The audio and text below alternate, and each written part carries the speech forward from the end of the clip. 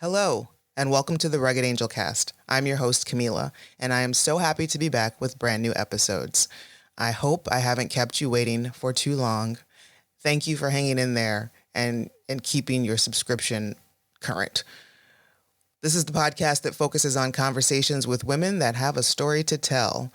So let's just get right into it. Oh, but before I do that, I will remind you that I have other podcasts that I host, that I produce, and if you are interested in finding out what those are, just feel free to go to RuggedAngel.com and they'll have all of those listed. Now, on to this current episode. This episode is with Carolina. She's a multidisciplinary artist. She fell in love with photography and became passionate about capturing people's stories. She also teaches flamenco dance and filmmaking. She's produced several documentaries and some dance films as well, and her current project focuses on her uncle, Ranger Rick. Yes, he was a park ranger, but also a very creative force and very important to Carolina's family and their lives. In this conversation, Carolina also discusses the Not White Collective, which is a group of women artists in Pittsburgh that she's a part of who are, well, you guessed it, are not white. In upcoming episodes of the Rugged Angel Cast, you will get to meet all of the members. For some of them, this will be a turn podcast, but for many, this will be their first time. The collective provides a space for sharing stories, finding connections, and amplifying voices. Basically, it's just a space for these women artists who are not white to be. A space that is safe and sacred and helpful to them in their lives, both personally and professionally. Witnessing and being witnessed is an important thread that runs through this episode. So please witness Rugged Angel number 126, Carolina Loyola-Garcia.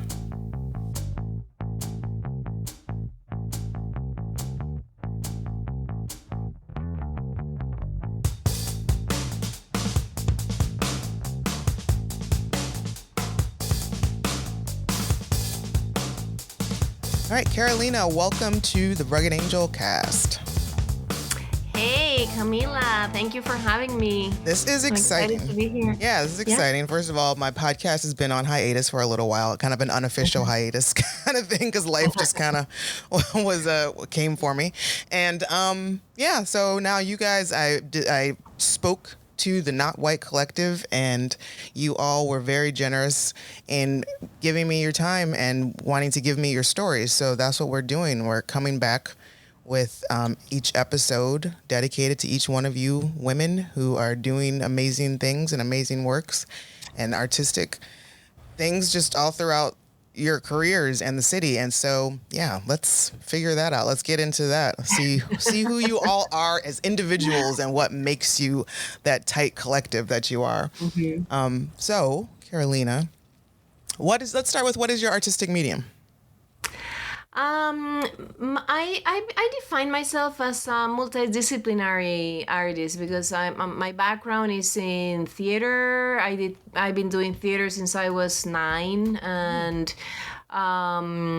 then I did, theater all through school and high school, and then 2 years of theater drama school in college.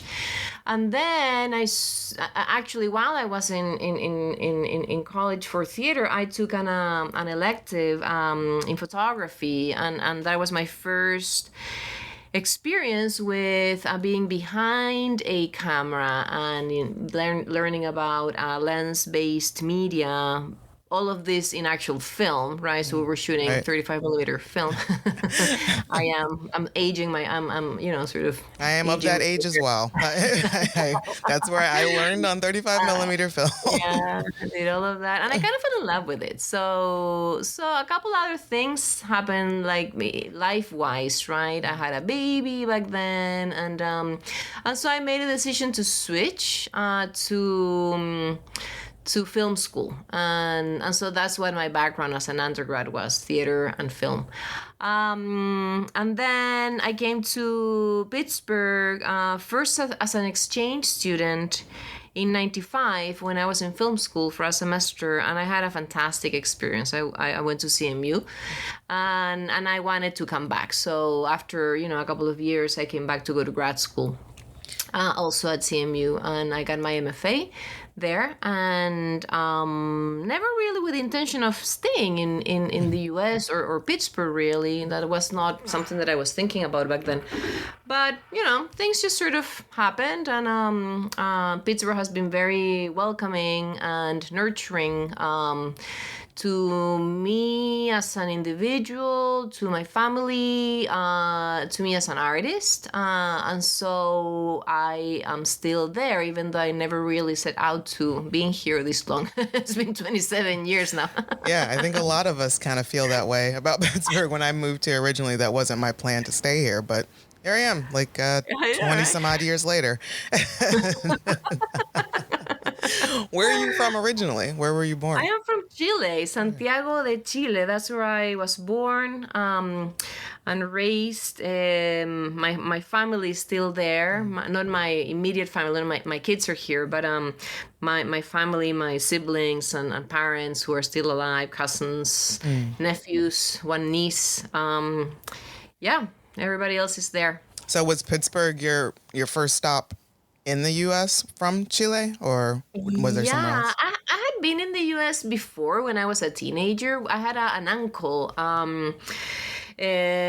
Ranger Rick Garcia was his name, Enrique Garcia, but everybody called him Rick here. And he moved to Brooklyn in the 1960s, 1963 or 64.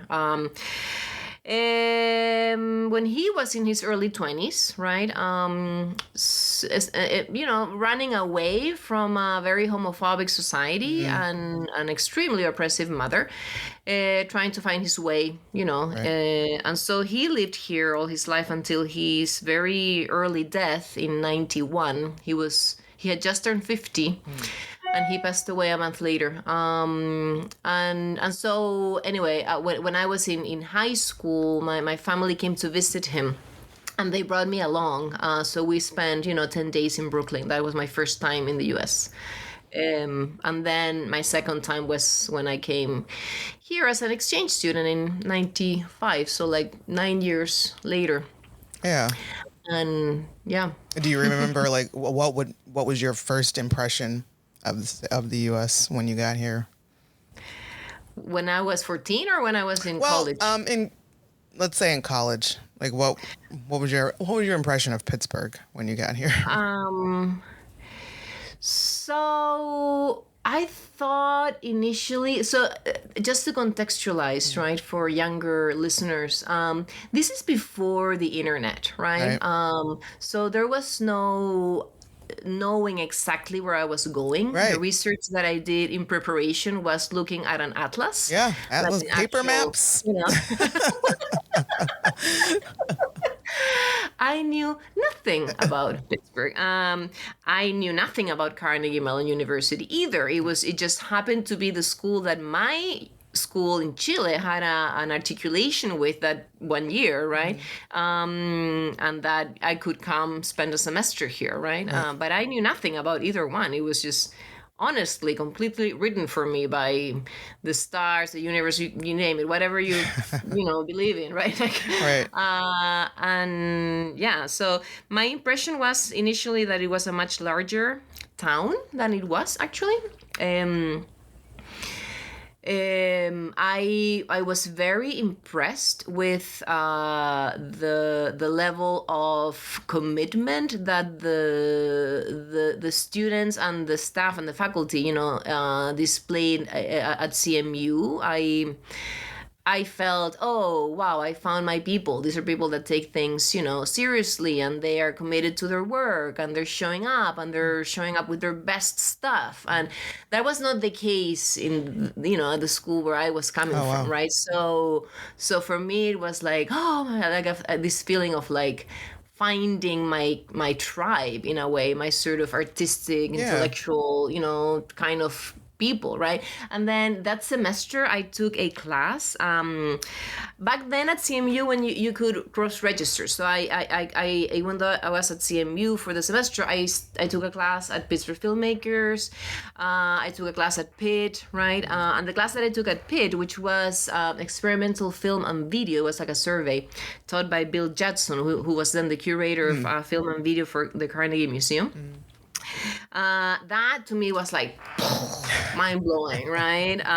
Because it was a history class of experimental film and video on the 60s and 70s, and I guess a little bit into the 80s. And I had no idea any of these people existed. I had no idea artists could do that kind of work. I did not know it was a thing, right? That was not a history that was taught or available in Chile at all.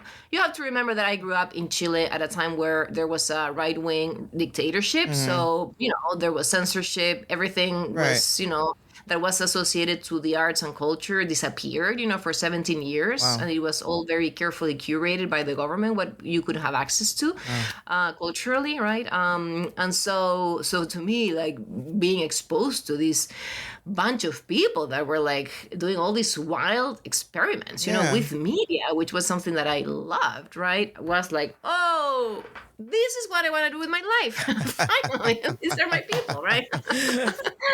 And so yeah, it was. I just remember being like this like little puppy with like big eyes, just impressed and surprised by everything. And at filmmakers, I was taking a film class, like film Super 8, like actual, moving image film.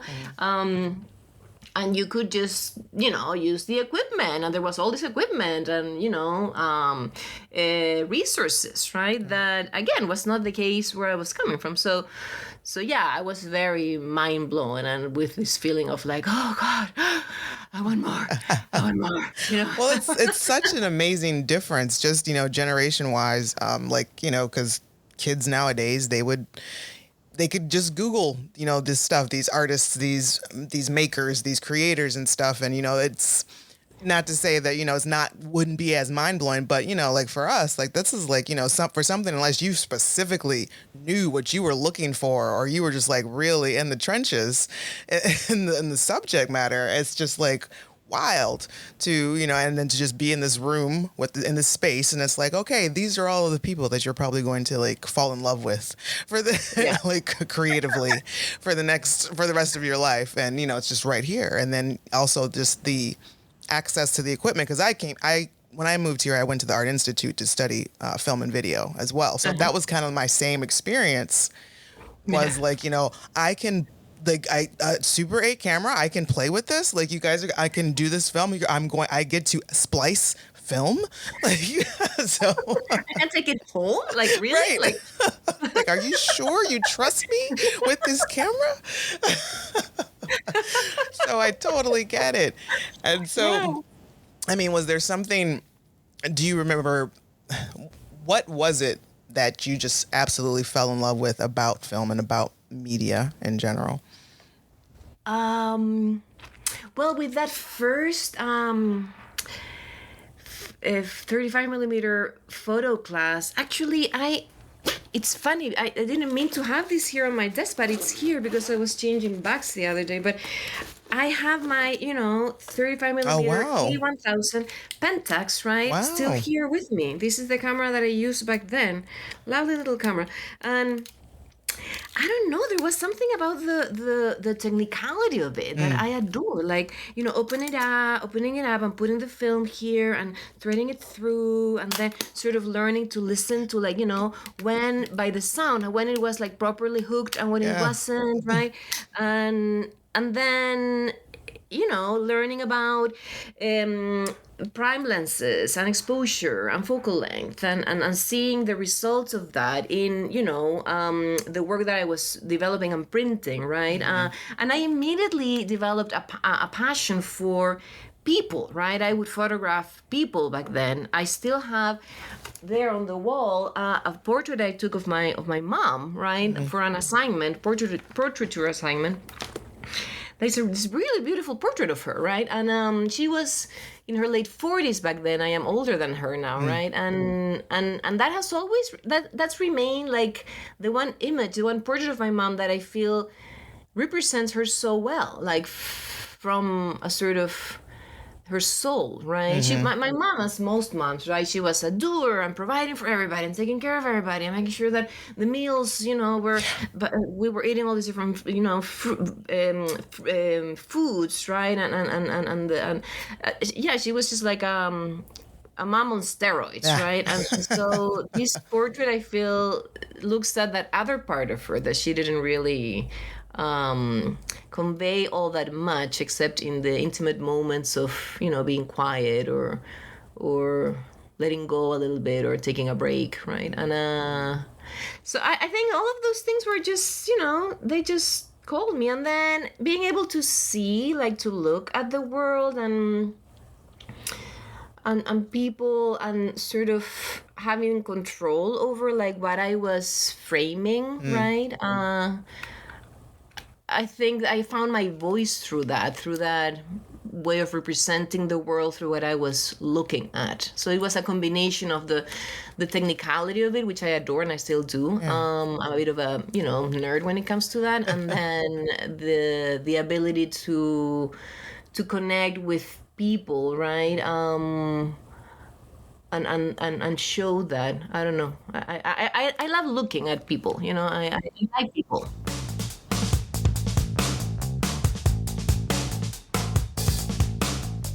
Do you find yourself to be a little more introverted? Like, do you feel this is how you connect to the world? I am very social. I wouldn't call myself an introvert, but I love the real conversations. I can chit chat and I can do like light talking. I mean, sure, we can talk about the weather and that's fine. But I just like learning about people's actual stories and the challenges and what makes them get up in the morning, what motivates them, what makes them suffer, struggle, pain, how they were raised. They're human. I guess I am fascinated by the human experience, by the human condition, and so I am always curious about how people get by, and then like I don't think that people are intrinsically good or bad. I think we're like very much the result of our circumstances, and so I love to see that spectrum also of like, why is this person like this, whether it's somebody who has a lot of, issues, different issues, or somebody that people sort of look up to, or, like everybody gets there after walking a path, right? Right. I love the question why. Like, I love to ask why. Exactly. And with that portrait of my mom, what I loved about that image, and that I still do love, is that I see her dreaming in that image, It's like... Was it something you planned in the moment or to take the portrait, or was it just one of those... I was 18. I was, mom. My mom was always there to help me with whatever, right? So she was the subject of, choice. And she sat in front of the front door of our home, and that's where I took that picture. And but I don't know why, and I forget what kind of conversation we were having at the time, or what, if there was any direction, I don't know. But how she's looking into the sort of like distance, right, and how she has her arms around herself, and it's I just feel that that was like the Gloria, that's the name of my mom, that would dream, that would about what she wanted and about what how she didn't get to do certain things in life because she decided to help others, right? So I love that. I love like sort of seeing that other inner side of people and stories, and so I think that's why, like, one of the areas in which I work is documentary work, because I like, learning about topics and then the people sort of around that topic and how certain different situations affect, the individuals involved. I love doing that work. So I'm sorry to get back to go back again to your mom's portrait. Was that a side of her that she did not allow you all to see very often? Not at all. Okay, and Rarely. and in contrast, is that something you made sure that was a side of you that your children got to see? Yeah. Well, I am forever in debt with my mom because she allowed me to dream. She made sure that I had the space, the resources, the support to dream, to do whatever it is that I wanted to do. She was like my biggest cheerleader, you know. And I think she sort of vicariously lived her own sort of unfulfilled dreams through Right. me in a way, you know, and her kids, right? Yeah. I'm the youngest one, so when I was born, she was in a different place in her life where she was, you know, she didn't have to struggle so much, right? So yeah, so I because of her, I was able to create a life for myself where I am very fulfilled. You know, I've been able to do the work that I wanted to do, and I've provided the same to my daughters. So, yeah. That's great that you recognize that. So what sorts of things artistically did you find yourself getting up to, like after college, after?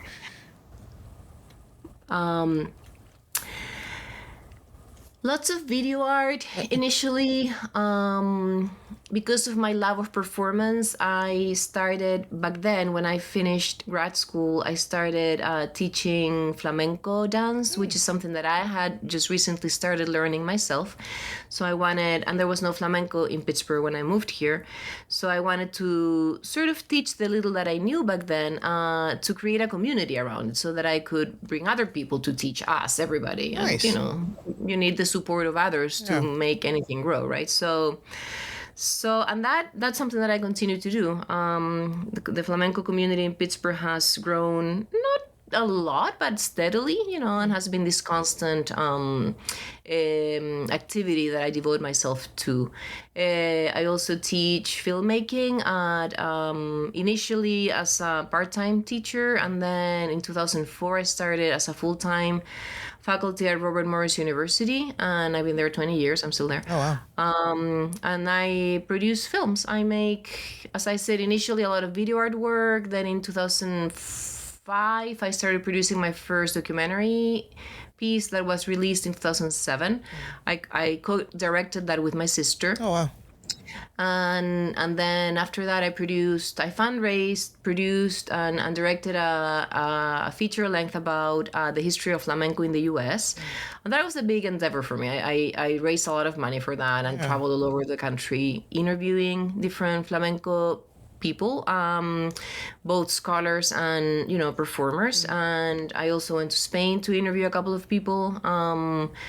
And I finished that piece. It was premiered in 2013, and it's been shown in a bunch of festivals. It was shown at our local PBS station a few times, and it's being distributed by a distributor out of Brooklyn. But yeah, and then after I did that film, I transitioned into doing a lot of dance films. So I went through a spell of, you know, a bunch of art films, part of a project called The Map of Love, that I premiered here in Pittsburgh for the Pittsburgh Biennial in 2014. And I premiered it there, but it was like the starting of the project as well. Like I developed a bunch of the project while it was being exhibited. It was like a work in progress and being shown at the same time. And then I didn't really finish that piece until recently because I shot a bunch of footage for different dance films as part of the biennial exhibit. And then I was slowly editing some of the pieces, right? Some of them I edited really quickly, and then some just weren't ready to be edited, you know? Yeah. So the last one I finished in 2021 as part of my work with the Nobel Collective, actually, and then premiered that during an exhibition with the collective at Space Gallery. So that was my spell of like doing a bunch of dance films. And then since then, I've been sort of brainstorming, writing, and very early production on a documentary about Ranger Rick, my uncle that I mentioned earlier. And I am fundraising for that. I have some interviews shot. I have, some enough material for like maybe 60% of the film. I still need to shoot a little bit more, but I need finishing funds. I need, some funds for the rights, for some archival stuff that, belongs to a TV station in Chile. And I need, I need money for animations. I need to collaborate with an animator, I'm pay them for that. For some stuff that I don't have material with, so I'm gonna illustrate those with animations, and and for post production. So why is he called? Why do you call him Ranger Rick? Was he an actual ranger? He was. He was a really fascinating character. I mean, I remember him as a kid when he would visit Chile for the holidays, right? Mm-hmm. He was like this bigger than life person, right? Nobody that I knew as a kid, right, was like him. He was like he was very, very unique, right? And very different from everybody in little gray dictatorship-ridden Chile, right? Yeah, he was the most fun, creative, I must have been like maybe 8 when I was invited to my friend's birthday party, right? And it was a costume party, and he happened to be visiting. So he made me the costume. He made me a mask, right? A cat mask, right? And so I had to be in the yard. Like he would put like all this. It was like paper mache. Oh wow! So he was like, he outlined my face, and then took it out and then dried and then turned the whole thing into a cat, right? And then he dressed me with like this white turtleneck, tight, with tights, and then crafted a tail, a really nice long tail, right? Put it on like a belt, right? And so anyway, I there was like a best costume competition at this, and of course I won the best costume competition. A man of many talents. Yeah, he was really, really creative, crafty, so crafty. He was unbelievable. He told the best stories, and he was very flamboyant, I didn't know that would have been the word to describe him back then. I know now, but yeah, he was very like flamboyant. And so anyway, the last job he had in Brooklyn, he lived in Brooklyn, before dying, was as a park ranger. Wow. In Prospect Park. So the city of New York, they in the 70s, right? They started a whole movement to recuperate, revitalize, and clean their public parks, which from the interviews that I did and what I've read, they were not in use by communities. They were used, for a lot of more obscure uses, right? So they weren't very welcoming, right? And from what people have said, they were like kind of dangerous to go into, right? So the city started an initiative to clean them up and blah, blah, blah. And so part of that initiative was to have park rangers, right? And some of the park rangers that were, installed were mountain rangers, right? The Mounties, they call them. And so my uncle signed up for that via a neighbor of his that was, involved in this whole grassroots initiative, right? And he started, his career at Prospect Park as a mounted park ranger. And he did so many interesting initiatives, educational initiatives, creative initiatives, right, as part of his tenure there. And one of them was he started the haunted walk in the park for Halloween. Oh, the haunted walk in the park. So I'm assuming this man enjoyed Halloween. Like that was like one of his things. Yeah. Well, there was no Halloween in Chile, so this was like a U.S. thing for you that he learned when he moved here, right? And anything that meant like costumes and and so he turned like a whole corner of the park into this haunted, walk. And it was like scary. Like he did like these amazing costumes, and he had like people, like really scare kids as they were walking through, right? And his character was the headless horseman. Oh, wow. And so he developed this whole costume with like the shoulder pads of like a football player, right? And so it was higher, and he would come down. He would gallop down the ravine, in this costume with like. He would scare the crap out of everyone. Yeah, that'll do it. So yeah, and he had a really obscure side to himself as well, like a lot of us do. But his obscure side took the best of him, and he ended up dying a very early death. But he was again a very unique character that I think has an interesting story, to be told. There is a plaque in Prospect Park commemorating him that reads Rick's Place. And so as part of my research, I found, after knocking on a lot of doors without an answer, right, I eventually connected with people who knew him in Brooklyn. Oh, wow. And I was able to interview Tapper Thomas, who was the park director for, a long time, decades. She's still alive. She's in her 70s. And also to a former colleague of his, another park ranger that worked with him, who lives now in New Jersey, and also to his neighbor, right, the one that got him into the park ranger job.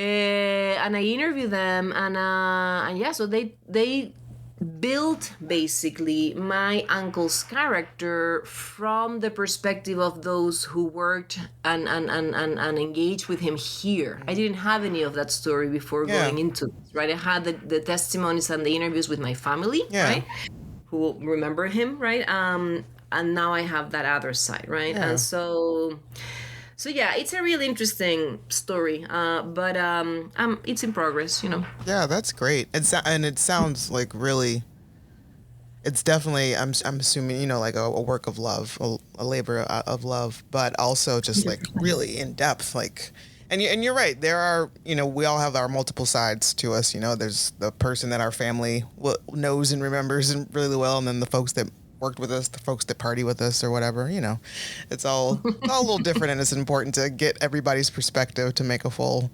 story. Yeah, exactly, to build the character fully, right? And initially I was just gonna do this like as a little pandemic project, like for my family, like a little, let's talk about, Tio Enrique, and it just kind of grew because I found all this community in New York, right, that worked with him. It kind of, I don't know, I think it's worth telling a bigger picture, right?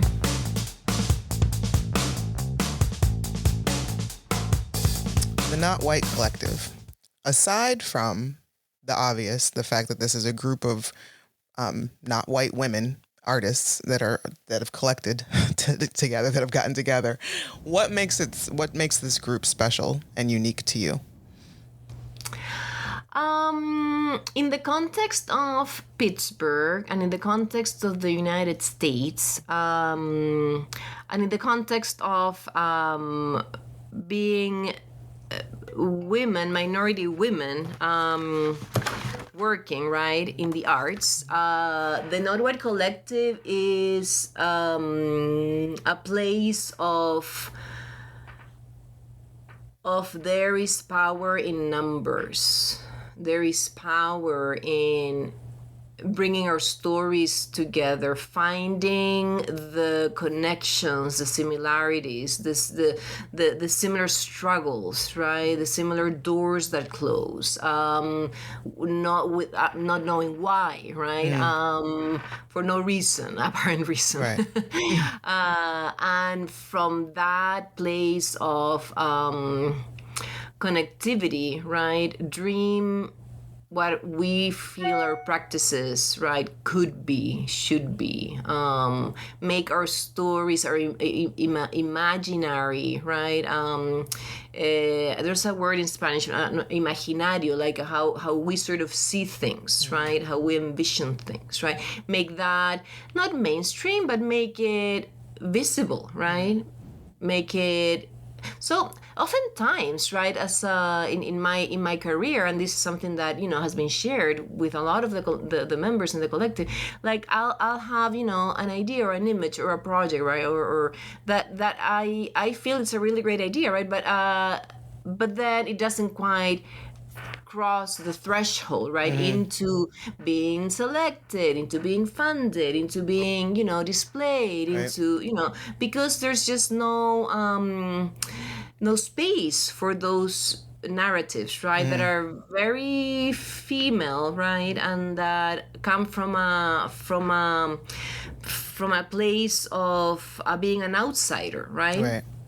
So where do these stories, these dreams, these images fit, right? And so in the context of coming together to work and to make a statement, right? I think everybody's voices have gotten larger as a result. I feel that collectively we have more power to be heard, to be seen. To be considered, right? And that has been very powerful, I think, well, for me, definitely, and I think for, a lot of the other members as well. It's validating, It's validating when you realize that it's not just you, right? Right. Having these thoughts, having this experience, having this, it's a lot of us, and that it's a result of a systemic sort of practice of discrimination, of non-inclusion, of not making something valid or important enough to display, to show, to share, to talk about, right? And so us organizing in this way and us putting a name to a lot of these experiences, right, has been really powerful. There's so much power in naming things, right?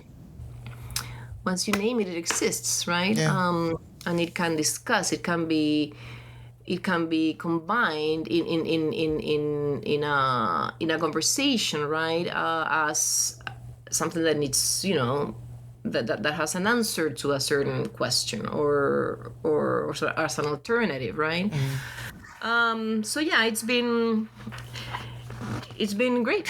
I mean, it's not all. I mean, I think a lot of people feel that, or think, seeing it from the outside, that you guys are best buddies, and it's all nice and blah blah blah. And no, of course we have arguments, Right. and of course there are disagreements, and not everybody feels the same way about everything. We're 13 very different, very willful women, right? Right. From lives and families, and so, but the beauty of it is that when there is a disagreement, and when there is a conflict, we don't shy away from it, right? Right. That's the importance. Let's talk about this, right?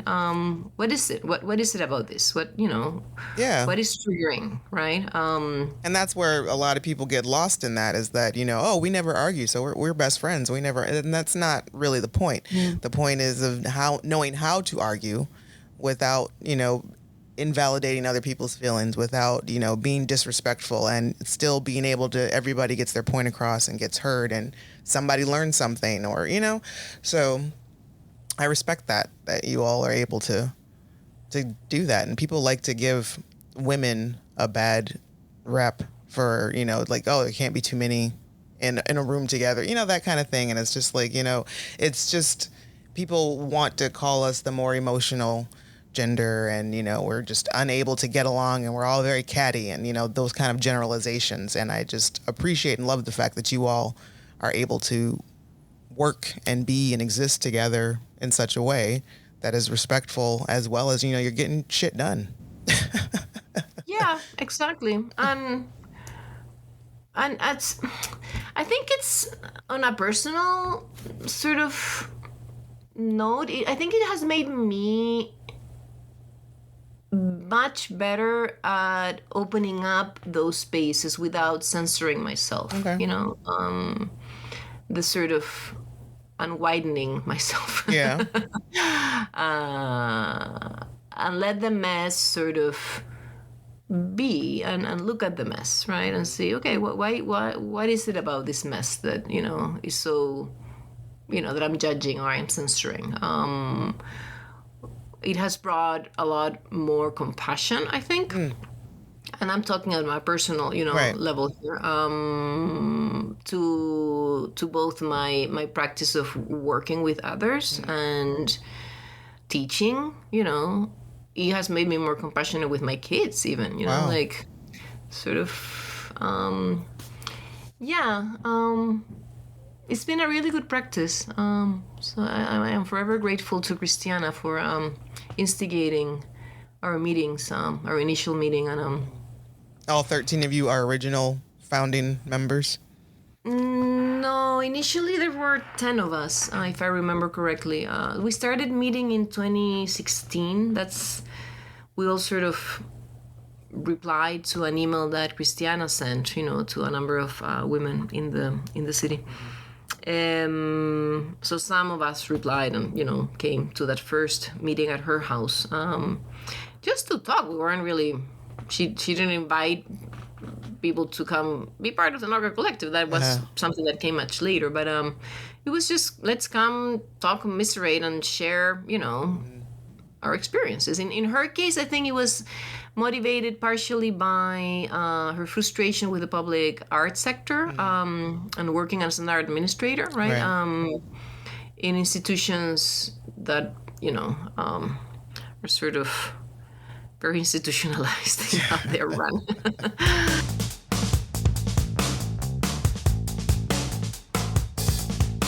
So the 13 of us, we're all busy. I mean, everybody's busy, right? So finding time for us to meet, where everybody's available and everybody can, take a break from their kids, their jobs, their families, their, artistic careers, etc., is pretty difficult, to find time to it. So the idea of the retreat came from that need of carving space out, a couple of days, right, where we could just be together, sort of dreaming about what we wanted to do, right? Thinking about projects, discussing ideas, revisiting things that we did that worked or didn't work, have an assessment, right? And do planning, right? Do some planning work with full attention and dedication to just working on this. So that's where the retreats, sort of came out of. And so since then, it's been literally the only time we're all together because we rarely can all be, at all the different events and everybody's openings and, celebrations and, so, and then after the first couple of them that were self-funded, then I think we wrote a grant and to get, some funding for the retreat. And so, we've been getting funding to go on these retreats. And then the last one that we had last year in Puerto Rico, there was a grant associated to that as part of this sort of project that we're hoping to develop, of the stories of origin, right? Where we can go to everybody's, place of origin, whatever that might mean for different people, right? And all be there, sort of listening to the origin story of the one, member, and at the same time experiencing the place, and or in this case was a place, right? It was a specific geographic location. In other cases might be, I don't know, might not be associated to a place. We'll see. But yeah, it's so that's why I went to Puerto Rico, because Kenya, one of the members, is from Puerto Rico, and so it was very much about listening to and witnessing her, right? That idea of witnessing is really important, I think, in life in general. Yeah, I find that, especially as I'm getting older, right? Like, so important. Right. There are people that I have walked a path with, right? Several different paths, actually, with different people. But, they've been there, they've seen it, I've seen them, right? We knew each other before we did anything yet. Right. And so there's like a sense of there's been a journey, a shared journey of sorts. But when I am, with my students at the university, they don't see any of that, right? It's hard to connect, right? Because their journey is going to be so different, right, from the one that I've had, right? And so there's a momentary sort of connection, right, through this experience of teaching, learning, engaging, right, mentoring. But they are not are witnesses, right? Right. As teachers, right? And I think that could be a reason, that could be a factor into why it is thought to be a much more difficult thing to make new friends the older we get, because we're, you know, you've got those certain people that are in your life that have been in your life for so long. If you're lucky enough to have the people and friends that have witnessed and seen who you were, who you are, who you've become, who you're becoming, and it's just like, I don't know. I guess it's kind of a, you know, you've got your shorthand with certain people, and a lot of times it's like, oh, like I wouldn't even know where to begin to try to make a new friend at this age. Yeah. Exactly, right? Aside from being like actually like flat out like, would you like to be friends? I mean, like, would you like to be friends? Yes. Love to be your friend. I know. I would love to be your friend, Carolina. Like, this is, and you feel like a dude, like a real loser to like say that, but it's also like, I mean, how else can you say it? Like, it's like, that's it. Like, those are the words. That's what we're trying to get to. Let's skip the small talk and the dance and the waltz and just get right to it. And would you like to be my friend, Carolina? And you know, that's where like online dating kind of like works, because like everybody's there to date, right? Right. That's what we're here for. Right. But going last year, I visit my parents every year, right, in Chile, and in November I was there, and I was having I when I'm there, I see my dad every day, and you know, and my dad is about to turn 89, right? God bless. So we were having lunch, and he's really lonely. Like he doesn't have any friends, right? And so we were talking about that, and he's like, yeah, old age. He's like, it's very lonely. He said, you know, it's because all of my, you know, peers are gone, right? Yeah. And he goes, Pepe Tusar, gone, right? And then he went on to tell me how Pepe Tusar died, right? Osvaldo Valdez, gone. And then he would tell me how he died, right? And then he went through all this list of friends, his guy friends, his buddies, right? And now they all have died, right? Yeah. and my dad was very lighthearted about it, but you know, it's his experience, right? Yeah. And so everybody who witnessed him is gone. Yeah. Right? From his generation, right? So yeah, you know, that's something that is very fresh in my mind, their experience of like old age, my father and my mom and us. So yeah, witnessing is important. Yeah. Witnessing others, having people who witness you. So let us move forward in our life and try to find somebody who witnesses us, and to allow somebody to witness you. Yeah. You know, and whatever that means for you as an individual, it's just, it's a beautiful thing to know that there's at least one person who knows the real you, I think. Yeah. But then, I mean, the work that we do is also us, right? And so I love that, you know, through my work, so many people have seen my work, right? Through the years that I've been exhibiting and performing and whatnot, right? And so it's nice to have that experience also, like sharing who you are and your sensibilities and your, you know, creative self, right? Through the work. That, you know, you find all these other connections with people, right? So that's a whole other way of witnessing, right? Yeah. And I like to always think of at least when I'm doing my creative works, mostly what comes to mind is that my daughter's going to have something tangible there. Like she'll know, like she'll be able to have this, like, you know, whatever, like hours and hours of audio of mom talking to people and all sorts of videos. You know how much I would pay now to have any video of my mom? Yeah, you know, recordings. So, yeah. So your daughter's lucky, you know?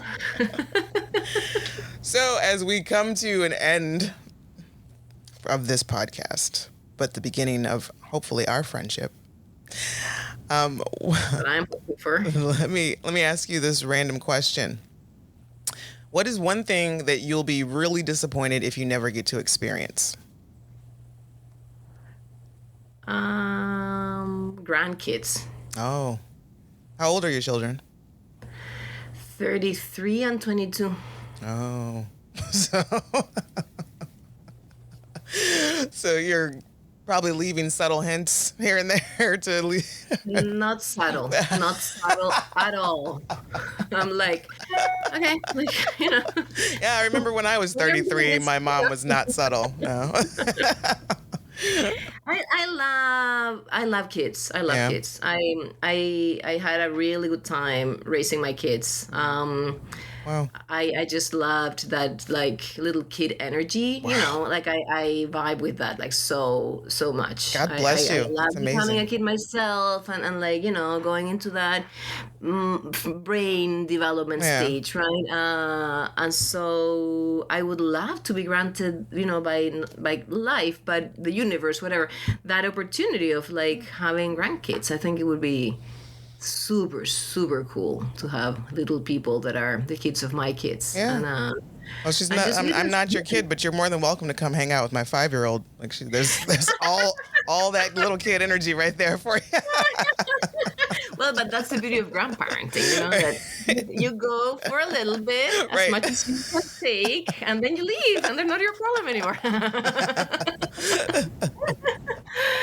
Yeah, no, I'm that would be cool. Well, all right. Well, thank you so much for your time, Carolina, and sharing some of your origin story with me, and Thank you, Camila, and your generosity of wanting to talk to us and meet us. of course. And this is awesome. Thank you for doing this.